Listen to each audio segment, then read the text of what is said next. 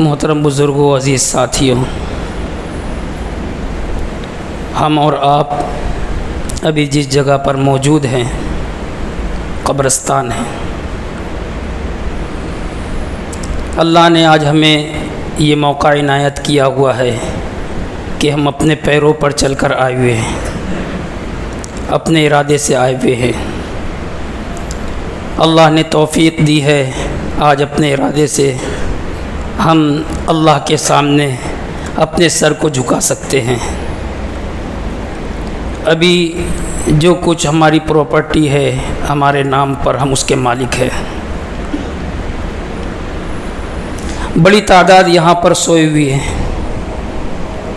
وہ بھی کسی طریقے سے کسی زمانے میں ہمارے جیسے ہی اپنے ارادے سے آتے بھی تھے، اعمال بھی کرتے تھے، ان کی بھی پراپرٹی جائیداد تھی۔ آج وہ ہمارے درمیان، ان کے جتنی بھی پراپرٹی رہی ہوگی آج ان کا نام ان کے اوپر نہیں ہے۔ آج وہ اپنی طریقے سے، ہم جس طریقے سے اپنے اختیار سے ایک عبادت کرنے کے لیے آئے ہیں، وہ اس عبادت کے قابل اب نہیں رہے۔ ہمارا بھی ایک وقت ہوگا کہ جیسے ہم اپنے پیروں پر چل کر آئے ہیں، لوگ ہم کو اٹھا کر لائیں گے۔ ہم آج اپنے اختیار سے اللہ کے سامنے سر جھکانے کے لیے آئے ہیں، کل ہمارے لیے نماز ہوگی۔ آج جتنی پراپرٹیز ہمارے نام کی ہے، کل کچھ بھی ہمارے نام کا نہیں رہے گا، سب ختم ہو جائے گا۔ یہ حقیقت ہے، کوئی بھی اس کا انکار کرنے والا نہیں ہے۔ دنیا میں اللہ کا بھی انکار کرنے والے موجود ہیں، نبیوں کی رسالت کا انکار کرنے والے بھی موجود ہیں۔ جو حقیقت جو کبھی کسی نے انکار نہیں کیا ہے وہ یہی حقیقت ہے۔ تو انسان جب مر جاتا ہے اس کے سارے نام اعمال کا دفتر بند ہو جاتا ہے۔ انقطع عملہ الا بثلاث، تین چیزیں ہیں۔ اس لیے اللہ تبارک و تعالی عجیب عجیب طریقے سے انسان کو اس دنیا سے گزر جانے کے بعد بھی اللہ اس کو جنتی کیسے بنا دے اس کے طریقے سکھلاتا رہتا ہے۔ اس آیت میں اللہ نے فرمایا وَمَا لَكُمْ، تم کو کیا ہو گیا، اللہ تنفقوا فی سبیل اللہ، اللہ نے تمہیں دنیا میں اختیار دیا ہے، تم دنیا کما سکتے ہو، مال حاصل کر سکتے ہو، ان جائیداد کو اپنے لیے استعمال کر سکتے ہو، کچھ تو اللہ کی راہ میں لگاؤ۔ اللہ تنفقوا فی سبیل اللہ، اللہ کے راستے میں کچھ تو لگاؤ۔ اس لیے کہ آگے کا مرحلہ خود اللہ نے اسی کی طرف متوجہ کروایا ہے جس حالت کے اندر ہم یہاں پر موجود ہیں، ہمارے سامنے قبریں موجود ہیں اور ہم ان حالات سے روزانہ گزرتے ہیں۔ وَلِلَّهِ مِيرَاثُ السَّمَاوَاتِ وَالْأَرْضِ، یہ ساری زمین آسمان کی چیزیں تمہاری نہیں رہے گی، سب آخر میں اللہ ہی کی میراث ہے، سب آخر میں اللہ ہی کی میراث ہے۔ اگر تمہیں اسوہ چاہیے، نمونہ چاہیے، سیرت چاہیے تو لا یستوی منکم من انفق من قبل الفتح وقاتل۔ ایک وقت تھا نبی صلی اللہ علیہ وسلم مکہ مکرمہ میں اللہ کا یہ پیغام لے کر آئے ہوئے تھے، اللہ کی وحدانیت اور اللہ کے حکم کو ماننے کے لیے لوگوں کو ابھار رہے تھے۔ اس زمانے میں اللہ کے نبی صلی اللہ علیہ وسلم کی بات قبول کر لینے والے کے لیے جو سختیاں تھیں، جو برے حالات تھے، جو ان کے ساتھ دنیا تنگ تھی، بہت مشکل دور تھا، بہت مشکل دور تھا۔ اس دور میں جس نے ایمان کو سنبھالنے کے لیے آپ کا ساتھ دیا تھا، اس دور میں جس نے ایمان کے لیے اپنا سب کچھ قربان کیا تھا، وہ فتح مکہ کے بعد والوں کی وہ قیمت نہیں ہے، درجے میں وہ بڑے ہیں۔ اولئک اعظم درجۃ من الذین انفقوا من بعد وقاتلوا، فتح مکہ کوئی تشت کے اندر رکھ کر نہیں دے دیا گیا کہ اب پورا عرب تمہارا ہے، سب تمہارے ماتحت ہے۔ اس سے پہلے لوگوں نے اپنے آپ کو جو قربان کیا ہے، حالات کو اگر ہم اپنے تصور کے اندر لے کر آئیں تو اس زمانے کے لوگوں نے جو اپنے آپ کو لگایا تھا ان کی اہمیت ہمارے دل میں بیدار ہوگی۔ اس زمانے میں ایمان قبول کرنا اپنے آپ کو آگ کے اندر ڈالنا تھا، حالات بہت دشوار تھے۔ ایسے زمانے میں انہوں نے اسلام کا ساتھ دیا، مدینہ منورہ کے اندر پہنچے ہیں، کچھ حالات درست ہوئے۔ سب سے پہلے اللہ کے لیے ایسی چیز خرچ کرنا جس کا ثواب ہمیشہ کے لیے قائم رہے۔ ہمارے آپ کے آقا نبی پاک محمد مصطفیٰ صلی اللہ علیہ وسلم نے مسجد نبوی کی تعمیر کے سلسلے میں زمین کا جب مرحلہ آیا تھا، آپ نے سہل اور سہیل نامی 2 یتیم بچوں سے زمین خرید کر مسجد نبوی کے لیے وقف کی تھی۔ مسجد بنی، وہاں ایک چبوترا بنا مدرسے کے نام پر، جس کو ہم صفہ کہتے ہیں۔ یہ سب سے پہلے نبی صلی اللہ علیہ وسلم نے وقف کی۔ اس کے بعد اللہ کے لیے خرچ کرنے کے سلسلے میں جو ماحول بنا ہے، عجیب طریقے کا ماحول، جب مدینہ منورہ پہنچے ہیں اس وقت میٹھا پانی پورے مدینہ میں موجود نہیں ہے، پانی بڑا سخت کڑوا تھا وہاں کا، اور پینے کے لیے میٹھا پانی صرف ایک کنویں میں تھا بیر روما کے اندر، اور وہ بیر روما کا جو مالک تھا یہودی بڑا مہنگا پانی بیچتا تھا۔ مالدار تو خرید کر میٹھا پانی پی لیتے تھے، غربا کو میسر نہیں تھا۔ اللہ کے نبی صلی اللہ علیہ وسلم مسجد نبوی میں اسی طرح کر بیٹھے تھے، مسلمانوں کا مجمع تھا۔ آپ نے اس وقت اعلان کیا تھا، ہے کوئی اس بیر روما کو مسلمانوں کے لیے وقف کرنے والا، اس کے لیے میں جنت کی خوشخبری دیتا ہوں۔ حالات تو سنگین تھے، مسلمان غربا تھے، کیا کر سکتے تھے؟ حضرت عثمان رضی اللہ عنہ نے سنا ہے، یہودی کے پاس پہنچے ہیں، اور اس سے جب کنویں کے خرید و فروخت کی بات آئی تو بہت مہنگا، دگنی تگنی قیمت لگایا، وہ بھی آدھا کنواں حضرت عثمان نے خرید لیا۔ اللہ کے نبی صلی اللہ علیہ وسلم کے پاس پہنچے ہیں اور کہا کہ وہ جو آفر تھا آپ کا بیر روما خریدنے والے کے لیے اور مسلمانوں کو وقف کرنے کے لیے جنت کی خوشخبری آپ کی طرف، وہ میرے لیے بھی ہے۔ اللہ کے نبی صلی اللہ علیہ وسلم نے فرمایا عثمان آپ کے لیے بھی ہے۔ اس وقت حضرت عثمان نے کہا کہ اللہ کے نبی صلی اللہ علیہ وسلم اس کنویں کو میں نے اس یہودی سے خرید لیا ہے، اور آج میں اعلان کرتا ہوں کہ مسلمانوں کے لیے وقف ہے۔ اس وقت اللہ کے نبی صلی اللہ علیہ وسلم نے حضرت عثمان کے لیے جنت کی خوشخبری سنائی تھی، اور آدھا کنواں خریدا ہوا تھا، آدھا ایک دن اور دوسرے دن جو وہ یہودی استعمال کرتا تھا، لیکن لوگ جس وقت حضرت عثمان کی باری ہوتی تھی اس وقت تو دوسرے دن کا پانی بھی لوگ اسٹاک کر کے رکھتے تھے، تو یہودی کے پاس کوئی لینے ہی نہیں آتا تھا۔ آخر اس نے بھی بیچ ڈالا، پورا دوسری مرتبہ پھر اور حضرت عثمان نے اس کو خریدا۔ تو یہ اسلام نے مسلمانوں کے لیے ایک وہ خرچ بتلایا ہے کہ مرنے کے بعد بھی اس کا اجر باقی رہتا ہے۔ انسان جب مر جاتا ہے نامہ اعمال کا دفتر بند ہو جاتا ہے، لیکن ایک وہ ہے جو لوگوں کے لیے صدقہ جاریہ کے طور پر چھوڑ جاوے، مرنے کے بعد بھی اس کا اجر پہنچتا رہتا ہے۔ وہ بیر روما اور بیر روما کے قریب کے جو باغات حضرت عثمان رضی اللہ عنہ کے آج بھی قائم ہیں، آج بھی اس کی آمدنی غربا پر تقسیم ہو رہی ہے۔ آج بھی وہاں پر کوئی بیوہ کسی دوسرے کے دست نگر بن کر لوگوں کے سامنے ہاتھ پھیلانے نہیں پھرتی۔ آج بھی وہاں کوئی یتیم اپنی یتیمی کی وجہ سے تعلیم سے محروم نہیں ہے۔ یہ ایک طریقہ اسلام نے مسلمانوں کو دیا تھا۔ حضرت عبادہ ابن صامت رضی اللہ تعالیٰ عنہ سفر میں تھے،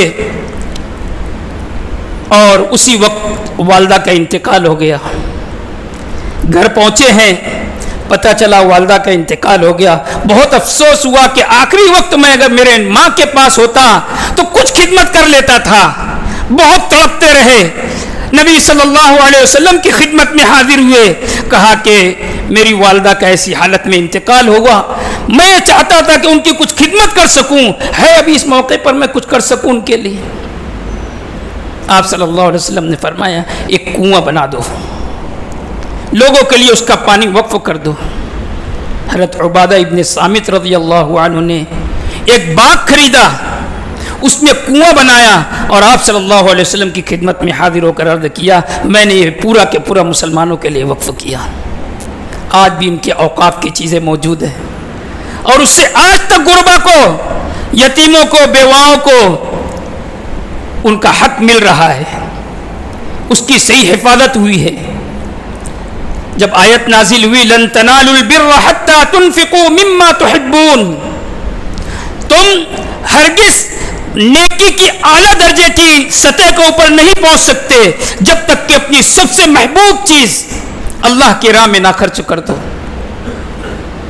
حضرت عمر رضی اللہ تعالی عنہ بہت سوچ میں پڑ گئے کہ اس آیت میں کس چیز کا مطالبہ ہے، اس آیت میں مجھ سے کون سے کام کا مطالبہ ہے۔ وہ صحابہ تھے، ہر آیت کے نزول پر میں اس کے اوپر کس طریقے سے عمل کروں یہ میرے لیے نازل ہوئی ہے، وہ سوچ ان کے دماغ کے اندر گردش کرنے لگتی تھی۔ زمانہ تھا، بہت غربت کا وقت تھا، لوگوں کے پاس گھروں میں کھانے کے لیے کچھ نہیں ہوا کرتے تھے، لیکن خیبر کی جب فتح حاصل ہوئی، اللہ کے رسول صلی اللہ علیہ وسلم نے اپنے جو بڑی بڑی قربانی دینے والے صحابہ تھے اس خیبر کے اندر شریک ہوئے تھے۔ فتح حاصل ہونے کے بعد اس کی زمینیں تقسیم کی گئی تھیں، بہت زرخیز، بڑی قیمتی زمین، بہت پھل آور ثمر آور زمین تھی۔ حضرت عمر رضی اللہ عنہ کو بھی وہ زمین ملی تھی، خود آپ صلی اللہ علیہ وسلم کے حصے میں بھی وہاں کی ایک زمین تھی۔ حضرت عمر رضی اللہ عنہ اکثر اس باغ میں چلے جایا کرتے تھے، وہاں کی ٹھنڈک سے لطف اندوز ہوتے تھے، وہاں جو پھل آتا تھا وہ مالداری جو آنکھوں کے سامنے نظر آتی تھی، ایک قسم کی لذت محسوس ہوتی تھی، سکون محسوس ہوتا تھا، دنیاوی سکون۔ اللہ کے نبی صلی اللہ علیہ وسلم کی خدمت میں حاضر ہوئے، عرض کیا اللہ کے رسول صلی اللہ علیہ وسلم آیت نازل ہوئی ہے لن تنالوا البر حتى تنفقوا مما تحبون، مجھے لگتا ہے کہ وہ خیبر کی زمین میرے پاس جب سے آئی ہوئی ہے میرا کچھ انہماک دنیا کی طرف اس طریقے سے لگتا جاتا ہے کہ مجھے وہاں کچھ دنیاوی سکون ملتا ہے، میرا دل یہ چاہتا ہے کہ یہ زمین میں اللہ کی راہ کے اندر خرچ کر دوں۔ اللہ کے رسول صلی اللہ علیہ وسلم نے فرمایا کہ قبول ہے، وہ زمین آج بھی موجود ہے، آج بھی ان کے کھاتے کے اندر اس سے آمدنی غربا کو تقسیم ہو رہی ہے اور ان کی قبروں کے اندر اس کا اجر پہنچ رہا ہے۔ یہ بہترین طریقہ اسلام نے مسلمانوں کو دیا تھا، یہ ایسا طریقہ تھا کہ مرنے والا مر کر دنیا سے چلا جاوے لیکن بعد میں آنے والا کوئی مسلمان غریب اپنی غربت کی وجہ سے لاچار کسی کا محتاج نہیں رہتا ہے، کوئی یتیم اپنی یتیمی کی وجہ سے دوسروں کا محتاج اور تعلیم سے محروم نہیں رہتا ہے، کوئی بیوہ اپنی بیوگی کی وجہ سے بھوکے لوگوں کے سامنے ہاتھ پھیلانے والی نہیں رہتی ہے۔ یہ طریقہ اسلام نے مسلمانوں کو دیا تھا۔ اللہ تعالیٰ نے اس سلسلے کو اسلام اور مسلمانوں میں باقی رکھا اور اس زمانے سے لے کر آج تک مخیرین کون اپنی آنے والی نسل کے لیے کچھ نہ کچھ اس کا اجر ان کی قبروں کے اندر پہنچتا رہے، بڑی بڑی چیزیں انہوں نے امت کے لیے وقف کر کے دنیا سے چلے گئے۔ اب جو چیز ایک مرتبہ وقف کرنے والا اللہ کی راہ میں اپنی اس جائیداد کو وقف کر دیتا ہے، وہ چیز اللہ کی ملکیت میں چلی جاتی ہے۔ اب خود وقف کرنے والے کی بھی ملکیت نہیں ہے، آئندہ آنے والے کسی مسلمان کی بھی ذاتی ملکیت نہیں ہے، اللہ کی ملکیت ہے۔ اب اس سے نفع اٹھا کر لوگ حقداروں تک کے اس کا حق پہنچاتے رہیں، اس کے لیے بعد میں آنے والے مسلمانوں کے اوپر یہ ذمہ داری ہے کہ ان اکابرین اور بزرگوں نے جو قوم کے لیے چیزیں وقف کی ہے جس کا نفع خالص مسلمانوں کے لیے، اس کی حفاظت مسلمانوں کی ذمہ داری ہے۔ اب اگر کوئی مسلمان یہ سمجھے کہ مجھے تو اپنا کاروبار، اپنا گھر وہ دینے والے دے کر چلے گئے، اس کی زمین کی ذمہ داری میرے اوپر کچھ نہیں ہے، وہ بھی اللہ کے پاس جا کر جواب دہ ہوگا۔ اگر اس کا غلط استعمال ہو رہا ہوگا، اگر اس کو غریبوں کو مسکینوں تک کے اس کا حق نہیں پہنچ رہا ہے، ہم اپنی نگاہوں سے اگر دیکھ رہے ہیں، ہمارے علم میں ہے کہ یہ چیز مسلمانوں کے لیے وقف ہے، لیکن کوئی ذاتی جائیداد بنا کر اس کو استعمال کر رہا ہے، اپنے علموں میں ہونے کے باوجود اگر ہم نے اس اللہ کی چیز کو دوبارہ اللہ کے لیے حاصل نہیں کیا، ہمیں بھی اللہ کے پاس جواب دینا ہوگا، اللہ کے پاس ہمیں بھی جواب دینا ہوگا۔ یہ مدارس کا نظام آج امت مسلمہ کے ہاتھ میں کس طریقے سے آیا ہے؟ تقریباً اس ملک کے اندر 1000 سال کے قریب مسلمانوں کی حکومت رہی، بڑی بڑی جائیدادیں مسلمانوں نے مسلمانوں کے لیے وقف کی تھی، خود بادشاہوں نے بھی یہاں پر تعلیم کے نام پر مسجدوں کے لیے آمدنی کے طور پر بڑی بڑی جائیدادیں وقف کی تھی۔ جب تک اسلامی حکومت رہی اس کا برابر استعمال ہوتا رہا، اور اس وقت ایمان اور اسلام کے نام پر کسی کے سامنے ہاتھ پھیلانے کی نوبت نہیں ہوتی تھی۔ ایمان اور اسلام اتنا مالدار ہوتا تھا، اپنا سارا نظام خود سے چلا لیا کرتا تھا۔ آج تو ایک مسجد بنانا ہے تو نہ جانے کتنے لوگوں کے سامنے ہاتھ پھیلانا پڑتا ہے، ایک مدرسہ چلانا پڑتا ہے تو نہ جانے کتنے لوگوں کی منت سماجت کرنا پڑتی ہے، لیکن اسلام خوددار تھا، اس زمانے میں محتاج نہیں تھا، آواز اٹھتی تھی جمع ہو جاتے تھے۔ اللہ کے رسول صلی اللہ علیہ وسلم نے بھی اپنے زمانے کے اندر اعلان کیا ہے، لیکن اعلان ہوا اور لوگوں نے جمع کیا ہے۔ اس طریقے کا اسلام خوددار تھا، صرف آواز جانا نہیں پڑتا تھا، لا کر لوگ دے کر جایا کرتے تھے۔ جب انگریز زمانہ اس ملک میں شروع ہوا تو اب جتنی بھی اسلامی پراپرٹیز تھی ان سے جب آمدنی کا سلسلہ حکومت کے ماتحت چلا گیا، مدارس کا نظام ٹھپ ہو گیا، اس لیے کہ مدارس یہ اسلامی حکومتیں لوگوں سے ٹیکس وصول کر کے چلایا کرتی تھی، تو نظام مدارس جب ختم ہونے کے قریب ہوا تو علماء کو اللہ نے اس ملک کے اندر ایمان اور اسلام کو رچانے بسانے کے لیے منتخب کیا تھا، اس لیے اس زمانے کے علماء کے اندر اور اس زمانے کے ایمان والوں کے دلوں کے اندر بات ڈالی تھی کہ کس طریقے سے اسلام کو اس ملک کے اندر محفوظ رکھنا ہے۔ انگریز جو بھی اس کے خلاف کھڑا ہوتا تھا اس کے لیے جیل ہوتی تھی، کالا پانی یا قتل کی سزا ہوتی تھی۔ لوگ پناہ لینے کے لیے مکہ مکرمہ چلا جایا کرتے تھے۔ ایک بڑی جماعت علماء کی اسلام کی حفاظت کے نام پر یہاں پر حکومت کے گرفتاری کے وارنٹ میں آئے ہوئے تھے، وہ تقریباً نکل کر مکہ مکرمہ پہنچ چکے تھے۔ انہی بزرگوں میں حاجی امداد اللہ مہاجر مکی رحمت اللہ علیہ بھی تھے۔ یہاں سے بھی لوگ جاتے تھے جب حج کے لیے، وہاں علماء کی مجلس ہوتی تھی، ایک کڑن اور ایک درد پیش کرتے تھے۔ اس وقت تو حاجی امداد اللہ مہاجر مکی نے کہا تھا کہ جس زمانے کے اندر یہاں اسلامی حکومت تھی وہ بھی لوگوں سے ٹیکس لے کر مدارس چلایا کرتے تھے، ہم بھی چلا سکتے ہیں، تو ہم بھی اس طریقے کے ایک نظام دینی تعلیم کا شروع کریں گے۔ وہ بات وہاں کے علماء کے سامنے ہوئی اور اس ہندوستان میں اس کے سلسلے میں محنت کرنے والوں میں سب سے پہلے دیوبند قصبے کے حضرت حاجی عابد حسین صاحب، وہ دل میں ایک بات لے کر آئے تھے اور یہ کہا تھا کہ اس طریقے کا دینی تعلیم کا سلسلہ شروع کرنا ہے۔ اس وقت مولانا قاسم نانوتی رحمت اللہ علیہ دیوبند کے ان کی سسرال تھی، آیا جایا کرتے تھے، نانوتی کے رہنے والے تھے لیکن دیوبند سسرال تھی، آیا جایا کرتے تھے۔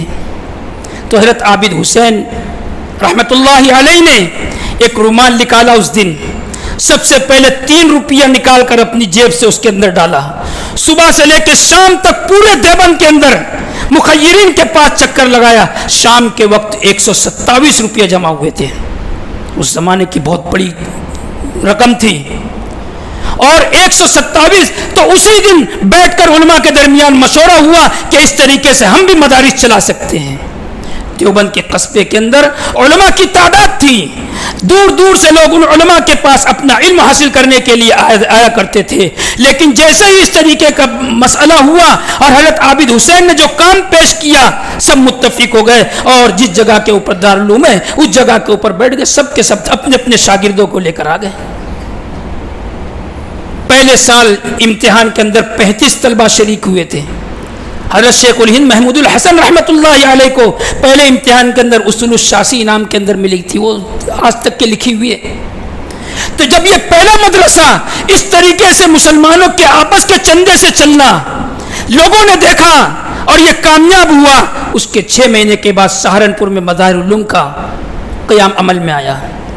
مولانا محدث احمد علی سہارنپوری رحمۃ اللہ علیہ نے اس جگہ کے اوپر سہارنپور کا مدرسہ قائم کیا۔ آپ کا ایک پریس تھا کلکتہ کے اندر، آپ کتابوں کی چھپائی کے لیے اکثر کلکتہ رہا کرتے تھے۔ راندیر کے ایک تاجر تھے احمد اشرف صاحب، وہ اکثر وہاں پر آیا جایا کرتے تھے، بزرگوں سے تعلق تھا، مولانا احمد علی بزرگ تھے، ان کے پاس بھی آیا جایا کرتے تھے۔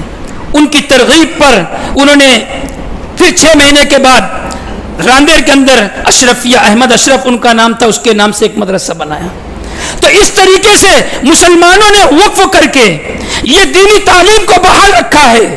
اس ملک کے اندر جتنی مساجد نظر آ رہی ہے، یہ یا تو ان مسلم بادشاہوں کی عطا کی ہوئی ہے یا مسلمانوں کو وہ جذبہ تھا جو اللہ کے رسول صلی اللہ علیہ وسلم نے مسلمانوں کو بتلایا تھا، مرنے کے بعد بھی تمہارے نامہ اعمال جاری رہیں گے، اس کے لیے یہ طریقہ ہم کو دیا ہے۔ اسلام سے پہلے اس کا تصور نہیں تھا، اسلام سے پہلے اس کا تصور نہیں تھا۔ اس کا تصور لوگوں کے پاس محض عبادت کی حد تک کے تھا، عام مسلمانوں کو فائدہ پہنچانے کے نام پر نہیں تھا۔ بیت اللہ کی جب تعمیر ہوئی ہے تو بیت اللہ، یہ بھی مسجد بھی اللہ کا گھر ہے، لیکن اس کو بیت اللہ بہت کم بیت کہتے ہیں، لیکن جو مکہ کے اندر ہے اس کو تقریباً سبھی بیت اللہ کہتے ہیں۔ تو اس وقت جو مشرکین تھے وہ بیت اللہ کہتے تھے، تو ان کے تصور میں یہ تھا کہ یہ اللہ کا گھر ہے۔ تو جیسے انسان کو ضرورت ہوتی ہے، اللہ کو بھی ساری چیزوں کی ضرورت ہوتی ہوگی، تو وہاں پر لا کر وہ برتن رکھتے تھے، گلاس پانی پینے کے لیے رکھتے تھے، کھانے کے لیے پلیٹیں ہوا کرتی تھی، پکانے کے لیے برتن ہوا کرتے تھے۔ آدمی دل بہلانے کے لیے جانور وغیرہ رکھتا ہے تو سونے کی ہرن بھی تھی، وہ سب کے سب لوگ لا کر دیا کرتے تھے۔ اس وقت کے بیت اللہ کے جو متولی ہوتے تھے ایماندار ہوا کرتے تھے، وہ ساری چیزوں کو محفوظ کر کے رکھے رہتے تھے۔ ہمارے یہاں کے جیسی نہیں، جو آیا ہے وہ سب کے سب ہمارا ہے، وہ سب کے سب آج بھی بیت اللہ کے اندر موجود ہے، اس کے تہہ خانے کے اندر۔ یہ ساری چیزیں جو مشرکین مکہ نے اس بیت اللہ کو اللہ کا گھر سمجھ کر اللہ کی ضرورت کی چیزیں ان کے تصور اور خیال کے مطابق جتنی چیزیں تھی وہ وہاں پر لا کر رکھا ہوا تھا، وہ آج بھی بیت اللہ کے تہہ خانے میں موجود ہے۔ حضرت عمر رضی اللہ تعالیٰ عنہ کا زمانہ آیا، ان کو معلوم تھا، تقریباً سب کو خبر تھی کہ بیت اللہ کے اندر اس طریقے سے سونے چاندی کی ایک بڑی مقدار موجود ہے، سونے کا ہرن بھی موجود ہے، سونے کے برتن بھی موجود ہے۔ تو بیت اللہ کا جو چابی بردار تھے، کنجی بردار شیبی خاندان کے، ان کے پاس حضرت عمر رضی اللہ عنہ نے پیغام بھجوایا اور یہ کہا کہ اس بیت اللہ کے تہہ خانے کے اندر جتنے خزانے ہیں وہ مجھے دے دو۔ بیت المال کے اندر مسلمانوں کے کام آنے والی چیز ہے، وہاں کچھ کام آنے والی نہیں ہے۔ شیبی نے کہا کہ کیوں مانگ رہے ہو چابی بیت اللہ کی؟ کہا کہ میں امیر المؤمنین ہوں، مجھ کو اختیار ہے میں وہاں سے وہ ساری چیزیں نکال کر مسلمانوں کے لیے صرف کروں۔ تو شیبی نے اس وقت حضرت عمر کو جواب دیا تھا، آپ سے پہلے 2 امیر المؤمنین گزر چکے ہیں، آپ کا زمانہ مسلمانوں کی خوشحالی کا زمانہ ہے، وہ 2 لوگوں کا جو زمانہ گزرا ہے مسلمانوں کی غربت کا زمانہ گزرا ہے، انہوں نے تو کبھی اس خزانے کو استعمال نہیں کیا، میں آپ کو چابی نہیں دے سکتا۔ حضرت عمر نے کان پکڑا، آئندہ میں کبھی بھی اس طریقے کا مطالبہ نہیں کروں گا۔ آج بھی وہ چیزیں وہاں پر اسی طریقے کی موجود ہے۔ تو اس سے مسئلہ نکلا ہے کہ ایک مسجد کے اندر جو چیز وقف کے لیے ہے، وقف کے لیے ہے، وہ دوسری مسجد میں استعمال نہیں ہو پاتی۔ اس میں پھر بعد میں مسئلہ نکلا ہے کہ جتنی پراپرٹی مسجد کی ہے اگر بہت دور زمانے تک کے اس مسجد کے کام آ سکتی ہے اور اس کے بعد کام آنے والی نہیں ہے تو پھر اس کے لیے مسائل الگ ہے، لیکن بہت دور زمانے میں بھی اگر ایک چیز ایک مسجد کے کام آ سکتی ہے تو اس کو دوسری مسجد میں نہیں خرچ کیا جاتا۔ یہ مسجد کے معاملے میں اصول ضابطہ ہے، یہ مسجد کے معاملے میں اصول ضابطہ ہے. اب تو دوسری چیزیں جو اللہ کے راہ میں وقف کی ہوئی ہے لوگوں کی ذاتی پراپرٹی بن چکی ہے، ذاتی پراپرٹی بن چکی ہے. اس سلسلے کے اندر بھی قانون اسلام کا یہ ہے کہ کوئی چیز انسان اپنی ذاتی زمین، اپنی ذاتی خرچ سے کوئی چیز تعمیر کیا، مثال کے طور پر مسجد یا ہاسپٹل، اور اس کے اندر کی جتنی چیزیں کی ضروریات اپنی جیب سے لگا رہا ہے تو یہ خصوصی وقف کہلاتا ہے، وقف شخصی کہلاتا ہے. اب اس کے اندر وہ خود اس کا متولی ہوگا، اس کے مرنے کے بعد اس تولیت کی وراثت اس کے خاندان کے اندر چلے گی. جب تک اس خاندان کے اندر اس تولیت کی اہلیت رکھنے والے رہیں گے تب تک کہ وہ اس خاندان کے اندر ہی رہے گا. اور جب اس خاندان میں اس پراپرٹی کو سنبھالنے کی اہلیت نہیں ہے کسی کے اندر، اب عام مسلمانوں کے پاس چلی جائے گی، وہ عام مسلمان اس کا ٹرسٹ اور متولی طے کریں گے. یہ وقف شخصی کا مسئلہ ہے. اور ایک ہوتا ہے سوسائٹی وقف. سوسائٹی وقف یہ ہوتا ہے کہ جس میں عام لوگوں کے چندے سے کوئی چیز بنائی جاوے. جیسے دارالعلوم دیوبند، حضرت عابد حسین، حاجی عابد حسین نے اپنا 3 روپیہ دیا اور لوگوں سے چندہ جمع کیا، اور اس کے بعد وہ سارا کا سارے نظام لوگوں کے چندے پر چل رہا ہے، تو وہ عام وقف ہے، عام وقف ہے. اس لیے اس کے اندر وراثت خاندانی طور پر اہتمام کے لیے نہیں ہوگی، وہاں پر جو بھی محتمم ہوگا لوگوں کے مشورے سے طے ہوتا ہے، خاندان کے اندر اس کی وراثت نہیں چلتی ہے. تو آج کل جو کسی جگہ اپنی ذاتی زمین وقف کر کے اپنی ذاتی رقم سے اس کا سارا نظام چلاتا ہو، وہی شخص اس جگہ کا بانی اور محتمم اور ناظم کہلاتا ہے. اور جو شخص لوگوں کے چندے سے زمین خریدے، لوگوں کے چندے سے تعمیر کرے، لوگوں کے چندے سے اس کا پورا نظام چلے، وہ محتمم تو کہلایا جا سکتا ہے، بانی نہیں کہلایا جا سکتا. بانی تو عام مسلم ہے. اب اس کے نظام چلانے کے لیے وہاں پر جو تولیت ہے وہ وراثت کے طور پر نہیں چلے گی، وراثت کے طور پر نہیں چلے گی. وہاں کی جو تولیت ہے عام مسلمانوں کے مشورے سے اس کے امور طے ہوں گے اور وہ اس کا نظام چلائیں گے. یہ اسلامی پراپرٹی کا نظام ہم لوگوں کو سپرد کیا ہوا ہے. اب ایک بڑی پراپرٹی مسلمانوں نے جو کسی زمانے میں اللہ کے لیے اس ملک کے اندر ہم لوگوں کو دے کر گئے ہوئے ہیں، پورے مسلمانوں کی ذمہ داری ہے ان پراپرٹیوں کا اہتمام سنبھالنا. آج لاکھوں ایکڑ زمینیں یا تو غیروں کے قبضے میں ہیں یا حکومت کے قبضے میں ہیں. جو کچھ موجود ہے اس کے اوپر اجارہ داری چل رہی ہے. آج اس کا کرایہ حاصل کر کے جن غربا کی کفالت کی جا سکتی تھی وہاں پر اس کرایہ دار اپنی ملکیت کے طور پر استعمال کر سکتے ہیں. ایک جگہ کرایہ 5,000 10,000 ہو سکتا تھا، وہی 200-300 روپیہ وہ بھی کئی سال کے باقی چلا رہے ہیں. یہ بھی باقی کئی سال کا چل رہا ہے اسی طریقے کا نظام. یہ یتیموں کا مال کھانے والے، یہ بیواؤں کا مال کھانے والے، یہ اسلام میں اللہ نے جس چیز کو مسلمانوں کے لیے وقف کیا اللہ کی ملکیت کا مال کھانے والے، اللہ کے پاس ان کو جواب دینا ہوگا. اپنی نگاہوں سے دیکھ کر جن کے پاس مقام عہدہ ہے ان کو جواب دینا ہوگا. تم اس کا اختیار رکھتے تھے، وہاں پر مسلمانوں کو استعمال کرنے کے لیے تم کو قدرت ملی ہوئی تھی، تم نے اپنی قدرت کا استعمال نہیں کیا، اللہ کے پاس تم کو بھی جواب دینا ہوگا. یہ وقف کی باتیں ہیں. آج ہمارے اس طریقے سے ان اوقاف کے اوپر اپنی ذمہ داری نہ نبھانے کی وجہ سے حکومت کی غلط نگاہ آ گئی اور اب یہ کہہ دیا کہ جتنی چیزیں وقف کے اندر رجسٹر نہیں ہیں وہ حکومت کی ہو جائے گی. اب آزادی سے پہلے کی بہت ساری مساجدیں وقف کے کاغذات صرف ہوا کرتے تھے، کاغذات کب تک محفوظ رہیں گے؟ آج کروڑوں ایکڑ زمینیں رجسٹر کے اوپر موجود ہے یا کاغذات ضائع ہو گئے. آن لائن کرنے کے لیے ہمارے پاس انتظام نہیں ہے.